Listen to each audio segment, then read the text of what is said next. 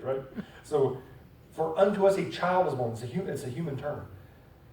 That was his birth in Bethlehem, in a manger.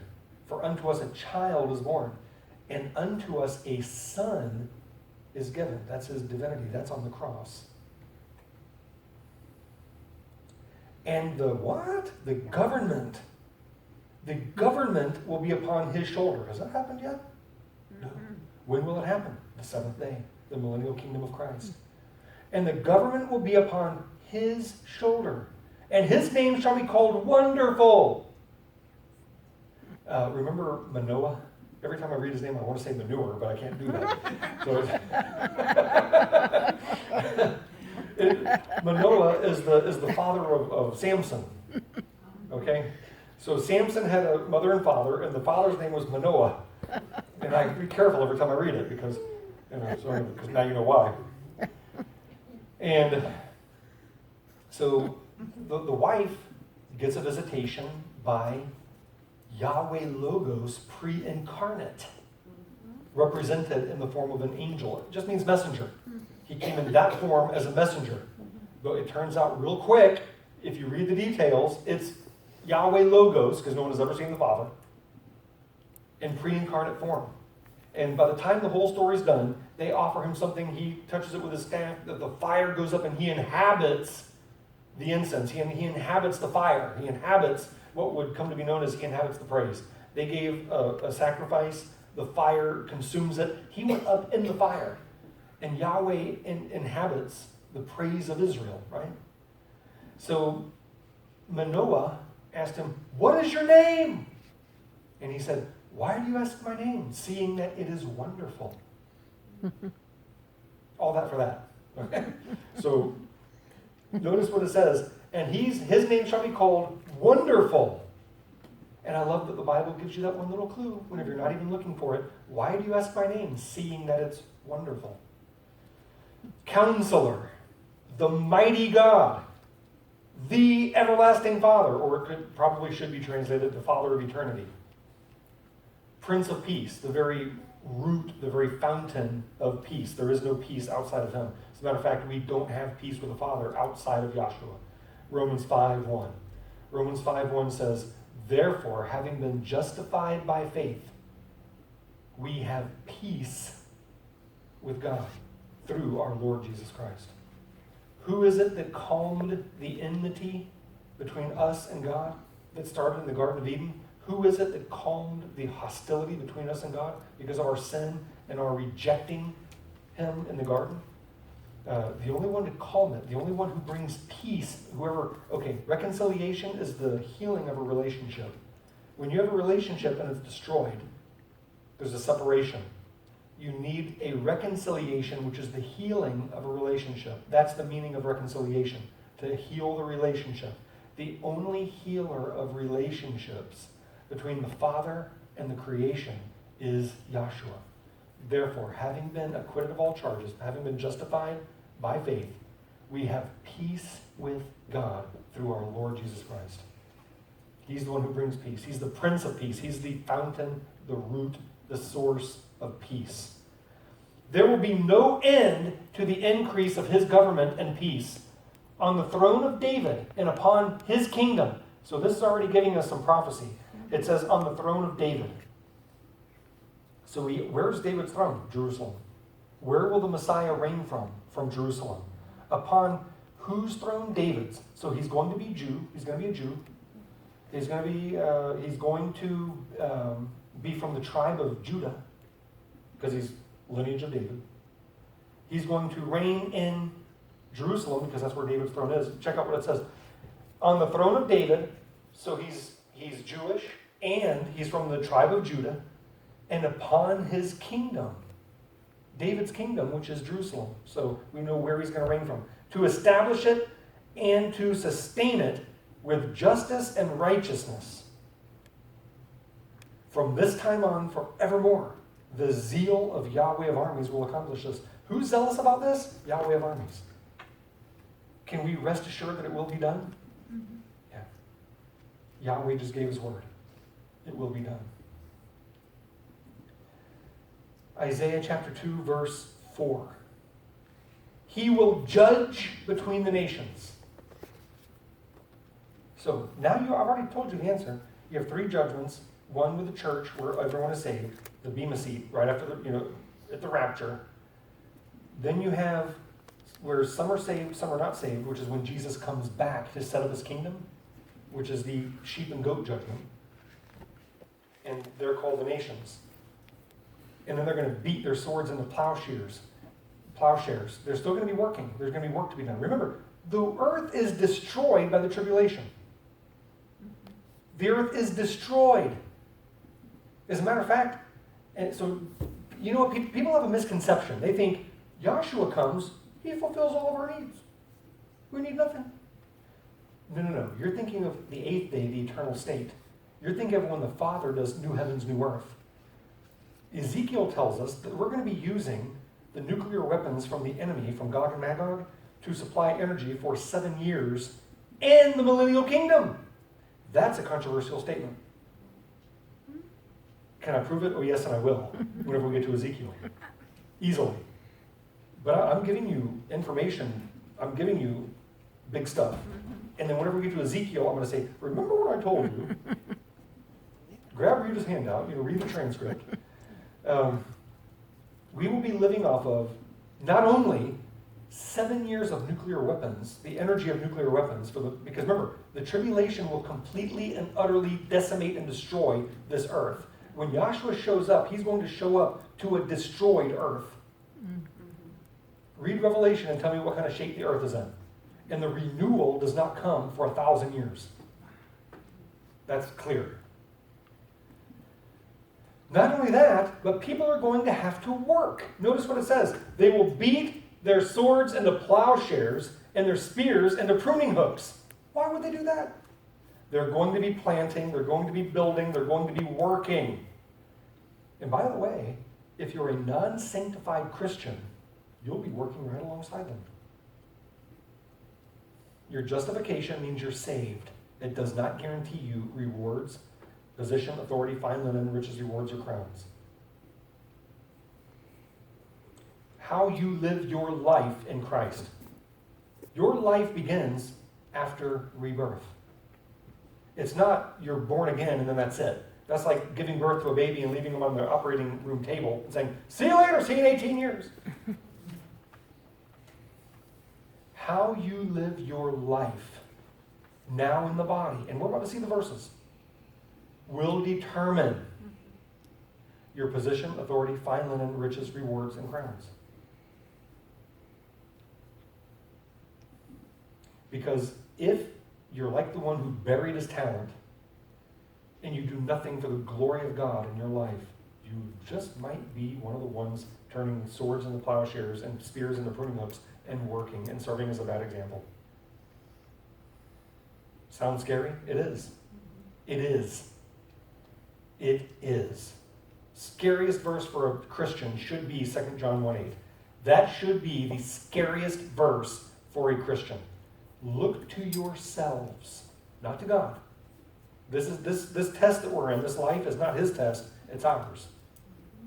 We depend on his power, but we're the ones that has the responsibility to walk in this and to pass the test. 2 John 1:8 says, look to yourselves that you don't lose. What does lose mean? It means you had it, but then you lost it. Look to yourselves that you do not lose that which you worked for. You don't work for salvation. That's a free gift by God through his grace, through faith. And the very next words tell you what it's talking about. It says, look to yourselves, you don't lose the things that you've worked for, but that you earn a full reward. What are we talking about? Salvation or rewards? Rewards. Is it possible to earn no reward? Oh, yeah. Remember the guy who had 1 talent? His talent was taken away from him, given to the guy with 10 talents. No, that's talking about salvation. He was condemned. No, he was one of the Lord's servants. The citizens who did not want Jesus to rule over him, they're the ones who are condemned. His talent was taken away from him, not his life, his talent, and given to a guy that already had 10. So you mean to tell me that now he has 11 eternal lives? Or are we talking about inheritance? See what I mean? how you live your life is of utmost importance to your future. Your life begins at rebirth. That's when your life begins, at rebirth. The moment you hear the gospel of Jesus Christ. What do? Do you walk in obedience? Or do you walk your own way? Do you walk in perseverance? Or does the wind decide how you feel about Jesus today? Do you walk in faithfulness? Can you be trusted with little? Do you walk in obedience? If he tells you to do something, do you do it? Or do you say, I just don't know about that? Are you generous with those who don't have? Because that's your source of riches. And check this out. Nation will no longer take up sword against nation, for they will train for war, nor will they train for war anymore. Nor war. That's the reason, even whenever Satan is released and brings them up, there's not a shot fired. Fire devours them. The Father says, that's it, that's the end. Psalm 46, he causes wars to cease all over the earth. He breaks the bow and cuts the spear in two. He burns the chariot in the fire. That's going to happen. There will be no more armies. There will be no more weapons. We won't need them. Weapons will seem like puny little wastes of time whenever we're in glorified bodies. Remember that one angel killed 185,000 Assyrians in one night.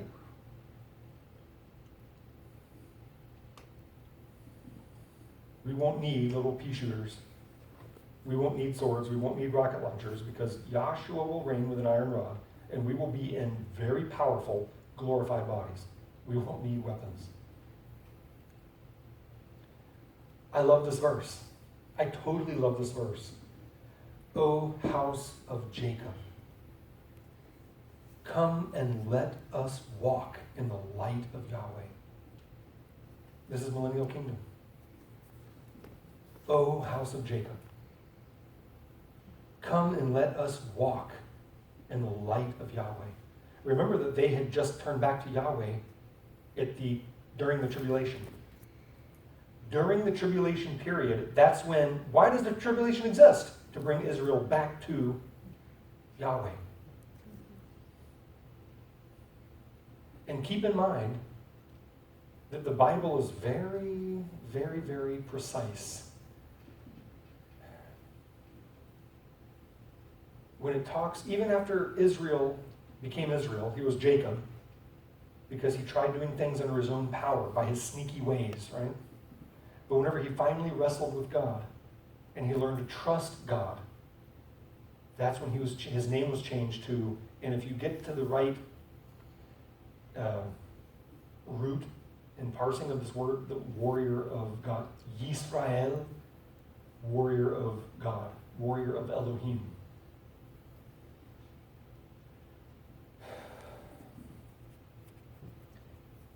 His name was changed to Israel.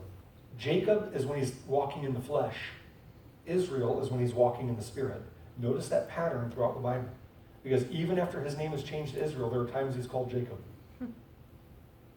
And there are times when the nation of Israel is called Jacob. And there's time when they're called Israel. Because Jacob represents the flesh. Israel represents the spirit. Yahshua says, I am the light of the world. Whoever follows me will not walk in darkness, but will have the light of life. Spiritual darkness is the worst thing ever. I feel bad for blind people. If you've ever known a blind person, it's not fun. You can experiment with what it's like by covering your eyes. You can't just close your eyes. You have to cover your eyes so that you have complete darkness. Everything will be more difficult now. Walking, getting around, you don't know where you're going. Now, physical blindness, that's one thing. Tough enough, right? It's tough enough. Now, spiritual blindness is whenever you have full use of your eyes, or maybe not, yet you don't know the truth. Light is the truth. Darkness is when you don't know the truth. You're stumbling through your life, following any wind of doctrine, living in error,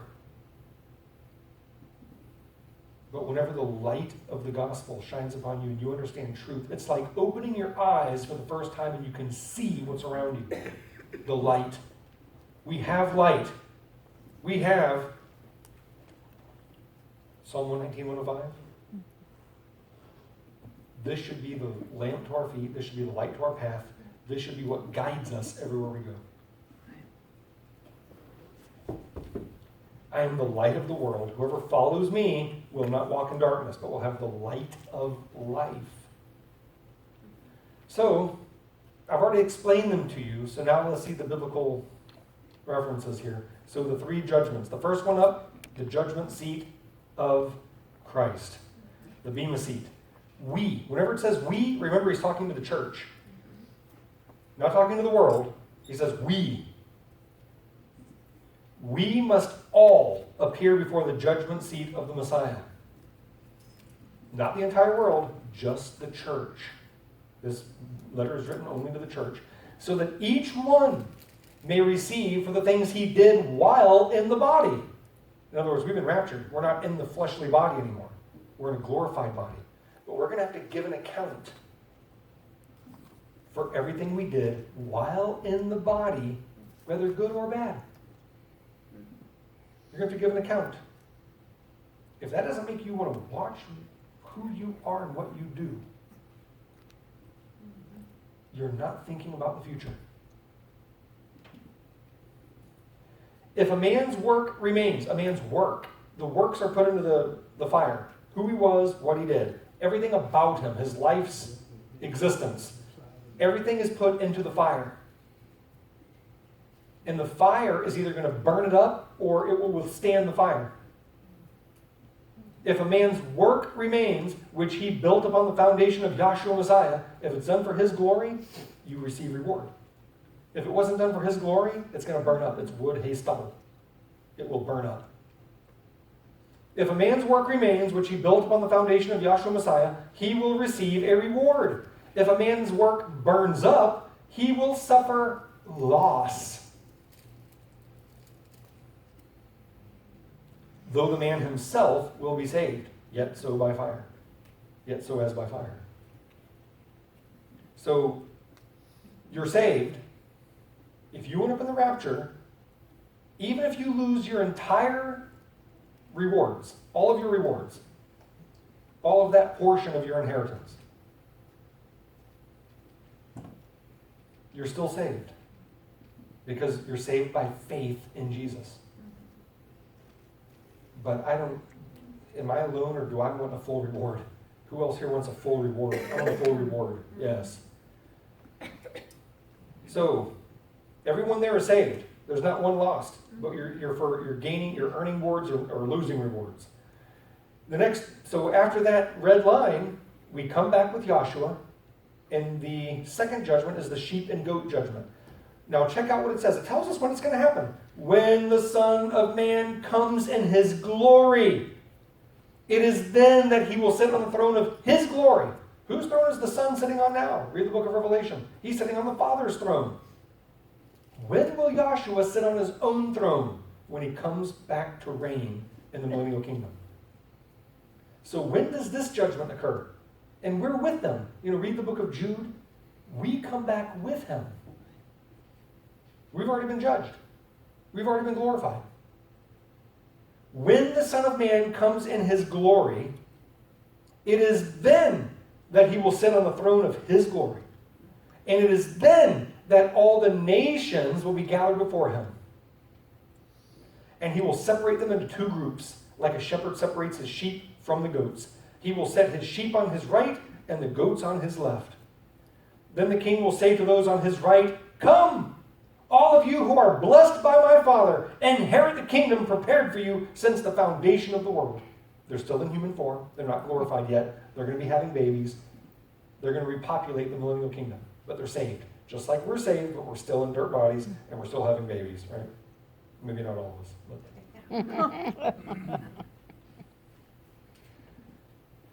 Then the king will say to those on his left, "Depart from my presence, all of you who are cursed." Are these people saved? No. "Enter into the everlasting fire." How long does everlasting fire last? Forever. That's right, forever. It's an eternal hell, prepared for the devil and his angels. So it's prepared for the devil and his angels, but who's going to be going in there? All the condemned. Luke 16 proves that. This proves that. Daniel 12 proves that. Revelation proves that. So that was the second judgment. Some are saved, some are not. Here comes the third and final at the end of the seventh day. 1,000 years go by. And this is whenever all condemned people from here all the way to here, every single person who died condemned throughout all the 7 days, the 7,000 years, they've been in hell that whole time. They've been in Sheol, or Hades. Greek it's Hades. Hebrew it's Sheol. They've been in hell, Luke 16, a tormenting fire this whole time. And guess what? It gets worse. Now they're going to be thrown into a lake of fire. They'll be resurrected and given a glorified body, but then they will be thrown into the lake of fire for all eternity. The third judgment. Then I saw a great white throne. Why white? Because these people are damned. They're condemned. And they're being reminded of who God is. He's pure. He's holy. They were not. They had a chance of receiving God's gift of holiness, and they rejected it. They will stand before the white throne, and they'll be judged by a holy God, and they will be condemned. Then I saw a great white throne and him who sat on it. Then I saw the dead. Does it talk about saved people as being dead or asleep? Asleep. So are these people damned? They're dead, yeah. They're the dead. They're not going to be saved. Then I saw the dead, both small and great, standing before God, and the books were opened. Oh my God. Oh my God. Your entire life right there before you. Not our entire life, but their entire life in that book right before them. The books were opened. Then another book was opened, which is the book of life. The dead were judged according to their deeds. Is anyone saved by their deeds? No. By the things written in the books. The sea, death, and hell delivered up the dead that were in them, wherever the molecules of their dead body ended up. They were all judged according to their deeds. Then death and hell were thrown into the lake of fire. So the fire of torment where they had been all this time, that place called hell is going to be thrown into the lake of fire, along with death. That persistent thing called death. This is the second death. What's the first death? Ecclesiastes 12:7. The separation of the body and spirit at your physical death. When your body turns into dust and your spirit goes back to God. Whether that means heaven or hell. Because what does Psalm 139 say? Where can I go to flee from your spirit? If I go up to heaven, there you are. If I make hell my abode, there you are. God is omnipresent, remember. He's in all places at all times. Does God fear hell? He created it. Who's the one blowing on the flames? What does the Bible say? You blow on the flames of hell to make the flames grow bigger and hotter. He's the one blowing on the flame. God does not fear hell. He invented it. He created it. He spent 3 days in its vicinity.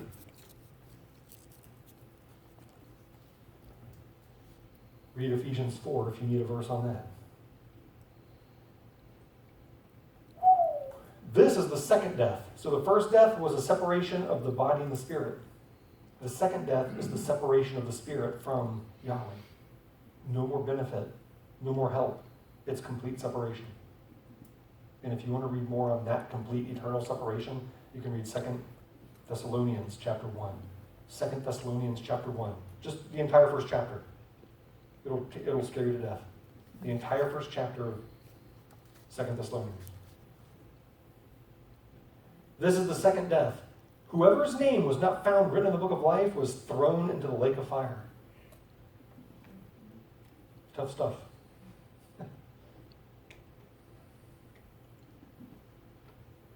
Verse 6. Therefore, you have forsaken your people. Whoa. What? Can we say that? Is that right? Yeah. Yeah. For a brief moment. It's not the only place in the Bible that says it. I'll show you where else it says it. Did God, for a brief moment, forsake Israel? Yes. We don't like to hear that, do we? But is it what the Bible says? Yes.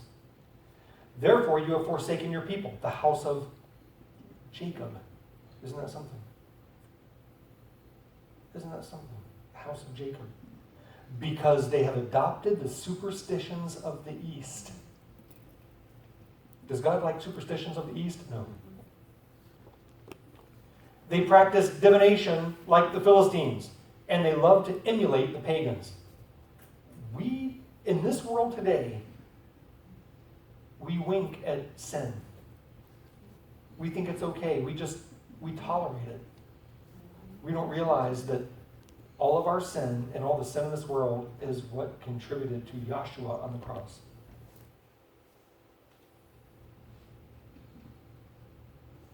By the way, Deuteronomy 7:3-6 is where they're commanded not to do these things.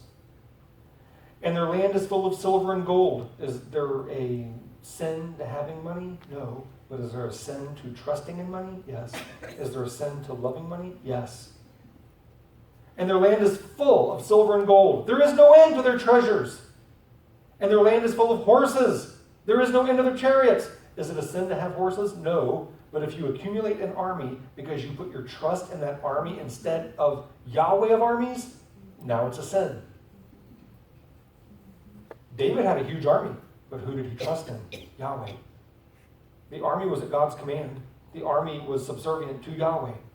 The army did not try to usurp Yahweh and say, we don't need you, we got it.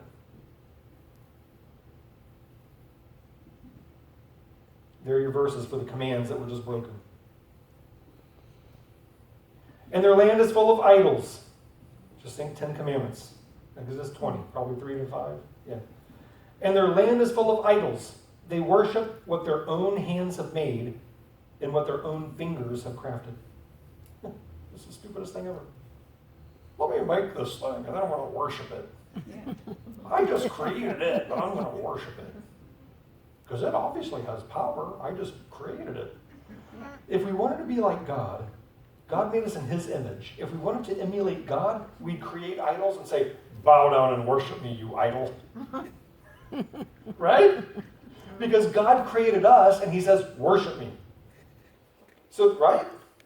So if we wanted to truly emulate God, we'd create little creations and say, I'm your God, I created you, worship me. But instead, what do ridiculous human beings do? They create idols and then they bow down and worship them. That is the silliest and stupid thing. Little prayer beads. little saints on their windshield or on their dashboard. Oh, please get me there okay today. Oh, I'm going to drive. And the bottom it says, made in China.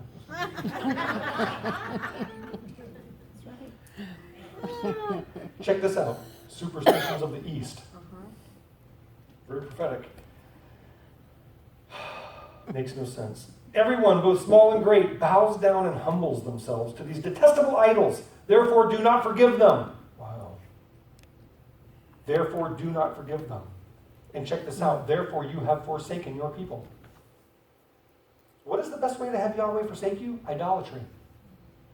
Question. What's the best way to lose your wife? Cheat on her. Right or wrong? Yes. What's the best way to lose your husband? Cheat on him. Right or wrong? What's the best way to have... What's the means that Jacob had Yahweh forsake them? Idolatry. That's spiritual adultery. Idolatry is spiritual adultery. You are cheating on Yahweh, putting your faith in something that is not God. The Virgin Mary is not God. Saints are not God. And not to mention any of the false religions and the false gods of the world. Check out what Yahweh says, Isaiah 54. Though for a short time I have forsaken you. That's Yahweh speaking.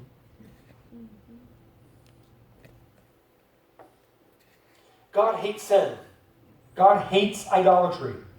Don't think, well, even if, I'm okay. God is a holy God, you guys. There will come a day when he will no longer play. You want to be on the right side. Though for a short time I have forsaken you, with great mercy I will take you back.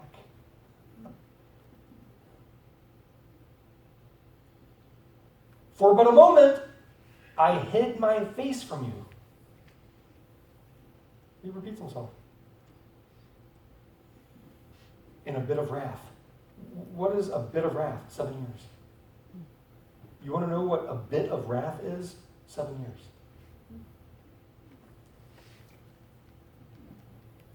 But with everlasting kindness, what does that mean? Millennial kingdom, eternal state. But with everlasting kindness, I will have mercy on you, declares Yahweh your Redeemer, the one who paid your price. Verse 10. Hide yourselves in the rocks, or bury yourselves in the dirt for fear of Yahweh and for the glory of his majesty. Mankind's lofty pride will be humbled, and their arrogance will be brought down. Yahweh alone will be exalted on that day. We're talking Armageddon. We're talking the return of Jesus Christ. For the day of Yahweh of armies will come down on everyone who is prideful, arrogant, conceited. They will all be utterly humbled. Yahweh will utterly destroy all their idols. Mankind will crawl into the crags of the rocks and the caves of the earth for fear of Yahweh and for the glory of his majesty when he comes to violently shake the earth. That's called Armageddon. That's called, Armageddon is the climax of the 7-year tribulation. We're talking about 7-year tribulation and the climax called Armageddon. This is repeated in Revelation. Just to prove, in the opening statement of the tribulation, chapter 6, in the opening chapter of the actual tribulation, we see these very words. The kings of the earth, the powerful, the rich, the high-ranking, the mighty, every slave, every free man, hid themselves in the caves and in the rocks of the mountains, and said to the mountains and rocks, fall on us, hide us from the face of him who sits on the throne, and from the wrath of the Lamb. The great day of his wrath has come. Who shall be able to stand? And pretty soon, that's at the beginning of the tribulation. That's chapter 6 of Revelation. By the end of Revelation, they won't be able to hide in the caves and the mountains anymore because they will have collapsed. There will be nowhere to hide.